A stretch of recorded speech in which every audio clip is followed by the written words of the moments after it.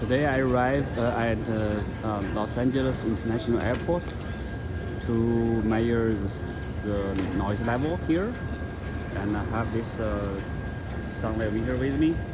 Again, there's a cap on top of the microphone so that the microphone is protected from any wind blow, something like scratching to damage.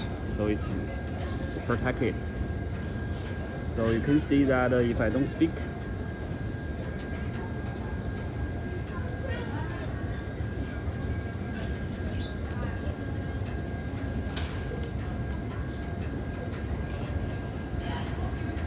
okay, when we locate, it's 58 decibel, and I'm close to this baggage claim area, so there's sound from the rotation of the belt. So it's not bad. It's actually pretty decent. This is inside the arrival area, so not very noisy, pretty quiet, I would say. Of course, this is not a busy time, so that's also the reason that it's 58. It's quite okay, quite safe. We talked about the sound pressure level before. We mentioned that anything above 85 decibel is dangerous. Potentially can damage our ear and causing permanent hearing loss. That's what we mentioned in the previous video. If you're interested, you can take a look. And we also mentioned that the smallest sound level we can hear is 0 dB, which is roughly 20 Pascal.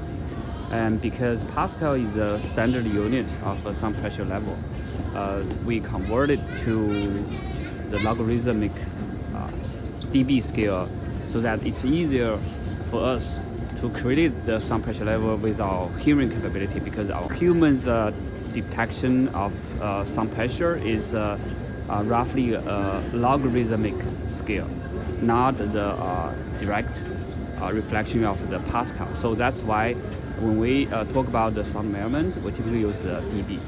Okay, let's go around and see how the sound pressure level can change around. So I'm going to the cafeteria here, which is right behind the exit of the passengers. So there are some folks here, and now it's early in the morning, so not very busy time in Los Angeles International Airport. It's about 8:45 in the morning. You can see that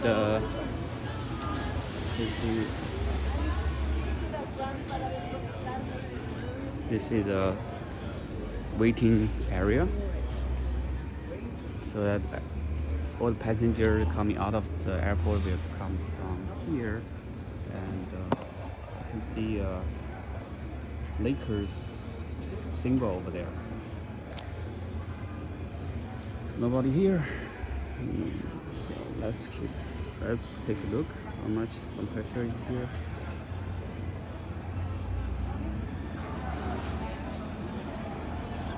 It's about same. It's 57 decibel.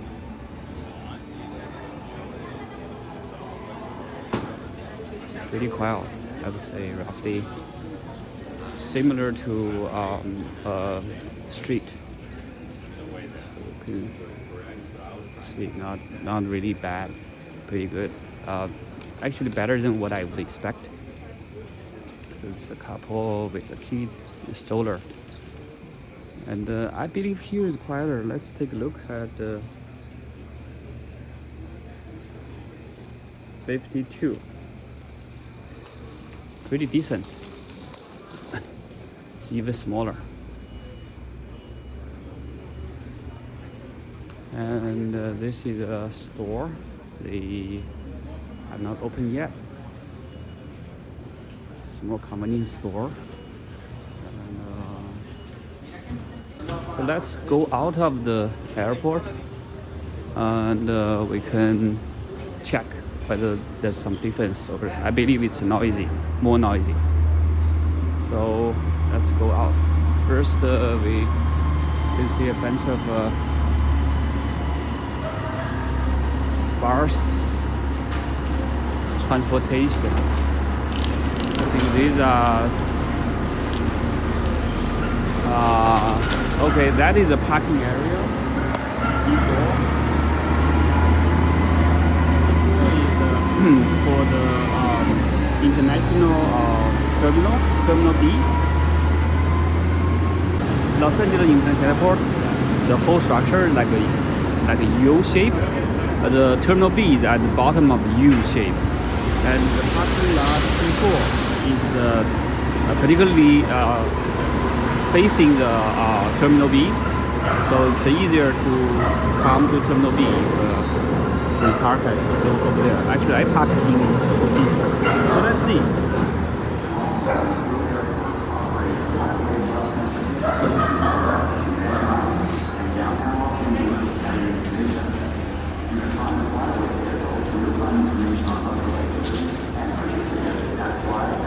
So when there is no car, nothing around me, 20 feet around, I don't see any car, any noisy stuff.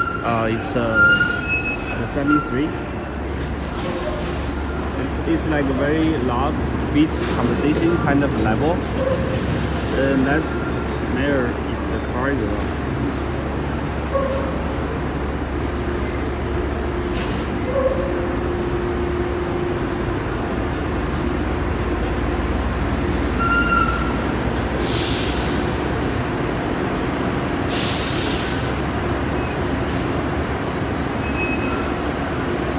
Okay, if car is stopped, then it's about 80 decibel.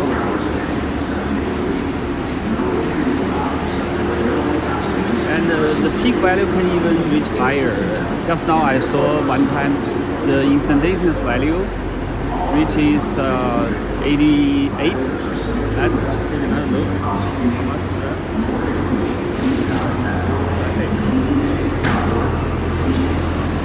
Yeah, the peak value can reach 80.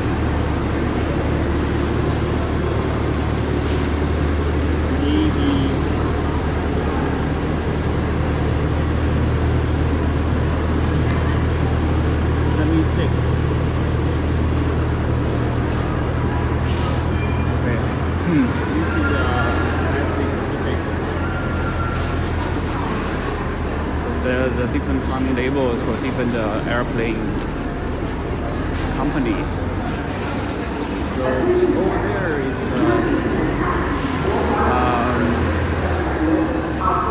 like loading area, so that we can pick stuff over there and those folks around to see how much it is. Okay. So it's between 80 to 85. We talked about this 85 the threshold. Let's cross the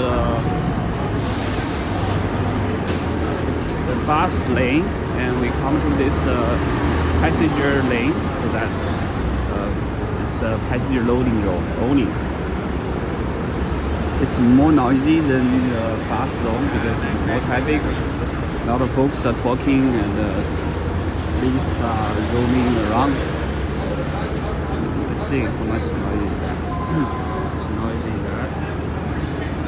Pretty decent. It's not really high. 76, not that high.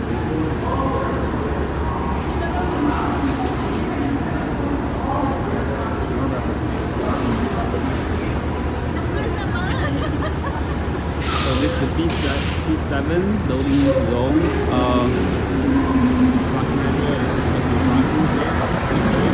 Since we are far away from construction, you can see two construction workers over there.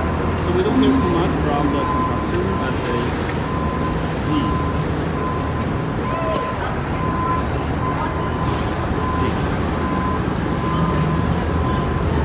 I think it's pretty decent, better than I thought.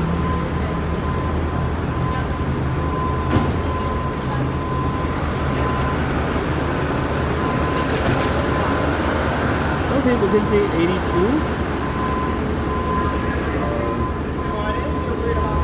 QT dog.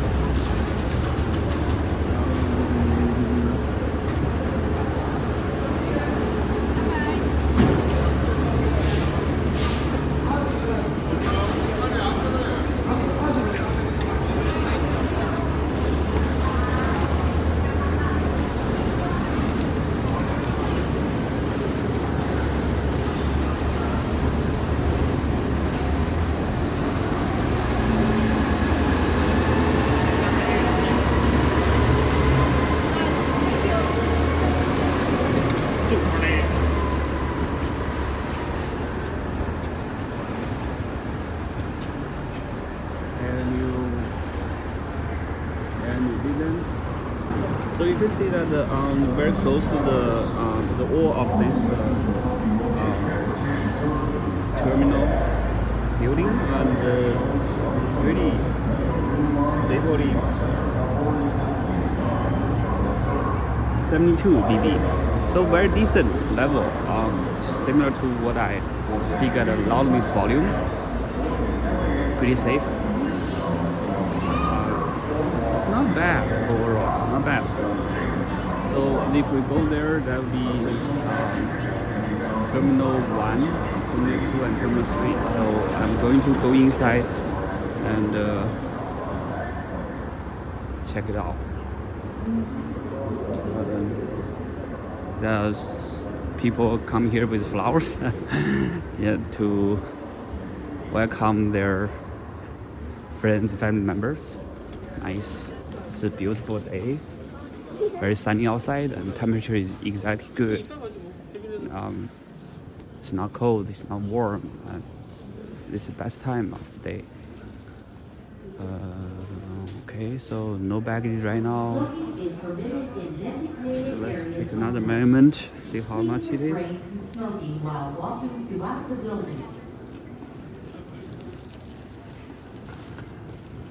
So it's 53 dB. Very decent, very decent. So overall, the Los Angeles International Airport is pretty complying with the standard set up by the U.S. Department of Labor. Everywhere is below 85 dB. Again, I'm here in the morning between 8 o'clock and 9 o'clock, so it's not busy time. So maybe busy time is a bit higher. But since 85 dB is even above a little bit above 85, I would say 90 dB, we could stay around 8 hours per day. Pretty safe. So if you don't stay with traffic too long, that's fine, totally fine here. There's no pretty much I would say no safety hazard for our hearing damage in LA International Airport. So that's my exploration today. Again, this is just a one-time measurement. I didn't explore the whole airport. I didn't go to the departure area. So that's just part of the experiment I test. So I thought it would be more noisy than street, but actually it's not. Freeway actually is more noisy than here. So if you drive on a freeway, you open the door. Don't do that for like more than 3-4 hours. It's not good. It could reach above 80 decibel on like I-5. So be cautious about that. So I mean, every day 3-4 hours. I know some folks like to drive opening the windows. That's fine, but do it shortly. Don't do it like in a prolonged period of time. That's not good. So that's my take for the local measurement. And should we do another one? Maybe. Okay, I think we are good now. For now, let's talk a little bit about the measurement. So the the original standard unit for sound pressure level is Pascal, PA. So the minimum human can hear is 0 decibel, which corresponds to 20 micropascal. So everything above 60 pascal is dangerous. That means 1 second or 2 seconds, 3 seconds exposure can cause forever deafening effect. So it can cause pain, direct pain of our ears. So that's corresponding to 140 dB, which is the threshold of pain. So of course nobody should be exposed to that. What is an example of 140? Some military weapons can reach as high as 180 dB. One time, 1 minute, maybe 10 seconds exposure to that noise can cause forever damage to our hearing. We could lose our hearing 100% just by one time, a couple minutes exposure to that high-level military weapons, which can reach as high as 180 dB. 150, some military jet or fighters, their noise level can reach 150, which we don't see anywhere in our life. So that's also very dangerous, 150, okay? Most people don't have a chance to do that. You don't want to do that either, right? It's very, very damaging. It's one-time damage and done. Right? No medicine, no surgery to recover after that. Definitely.